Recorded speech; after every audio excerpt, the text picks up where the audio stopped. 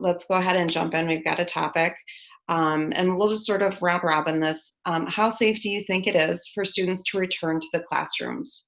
What needs to be done to make it safe? E- I Eric? can go first if that's okay, Oh, because I was literally just in a building this afternoon. I was at Meadow Lake Elementary, taking care of some business for one of my kids, and the schools are doing an excellent job of preparing. They've got plexiglass shields that they're going to be putting up for the teachers. There's a lot of stickers on the floor. I mean, you go into a grocery store, you think that there's a lot of stickers. There's a ton of stickers telling kids where to stand, where they can't stand. They've got signs on the doors letting folks know if a room has been cleaned and sanitized or whether it has been used. And so I think that those are critical, kind of first steps.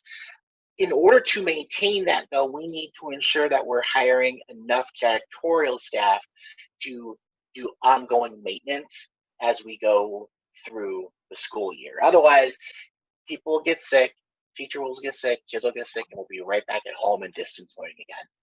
yeah, I mean, we've already heard before we're even back at school, right, that some of our high school sports athletes are falling sick as our coaches, and that's before we even get lots of kids, back in the classrooms.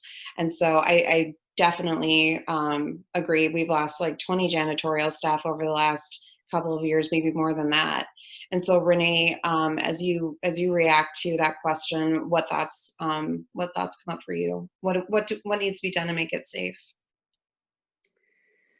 Well, to me, there has to be a number of things. Like, it would be really nice to see the administration and the school board respond to questions by parents in a way that's concrete. I would love to be able to see the plans. I don't know why those are a secret. I have some concerns because as you start to look at what other districts are doing and you start to speak with other people, I have grandkids in the Centennial District. It was a check-off list. I mean, each kid was issued 2 face masks. Each kid had the plexiglass, not the plexiglass, but the filmed curtain, the safe film curtained around their desk. They were assured that those kids were not going to be leaving the desks. They were eating at the desk. I mean, I'm one of those people that's really a very fine point process person. And even though I grew up here, was born and raised here in Minnesota, there's a Missouri side of me that says, show me, please show me. And part of the reasons why I want to see it is because of the lack of trust that has grown and has sort of been exhibited by folks. So, in all reality, I think that the current spiking of numbers is probably going to affect us much more at this point than some of the stuff we do in the classroom. I think we have to take a real wait and see approach. They may be out of school again for all we know after listening to the governor today. Yeah. Yeah, it's definitely apparent, especially in our district. So, we're getting sort of measured against Hennepin County as a whole, but in our part of the district, in our school district, we are on the rise to a point where, our reopening plans for November for the elementary school kids may be at risk.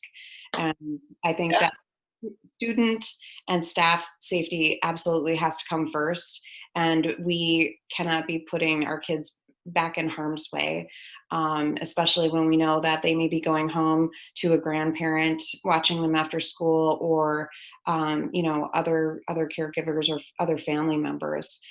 We really need to make sure that we have a handle on it. And as you said, Renee, the district plans are pretty high level right now, and I think we'd all feel a lot better if we had more concrete plans like I've seen out of Minnetonka's Well, school. excuse me, I don't even know if they're very high level plans at this point. They're to even use the term plan, it all just seems like a rumor at this point. Yeah. Well, the district is required to report those plans to the state and to the county. Now, that being said, where they are failing miserably is reporting that to the public. It's just not getting done. I There's not enough agree. communication coming from the district themselves, not from the principals. The principals are doing their best they can to communicate with their what they know, but from the actual principals themselves. I didn't even know about the November go date until I overheard it on one of my kids' Zoom calls, and I'm like, whoa, okay, that was new. And then you kind of rush back through old school board meetings, you go through, and it's just not a consistent deal. There needs to be a set communication plan that is consistent across the district, where it's like on this day, we send out the information.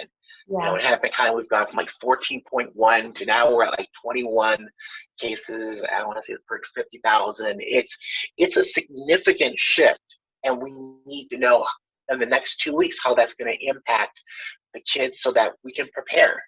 Right. So let's move on to a different topic so we can make sure we get through a few of these tonight.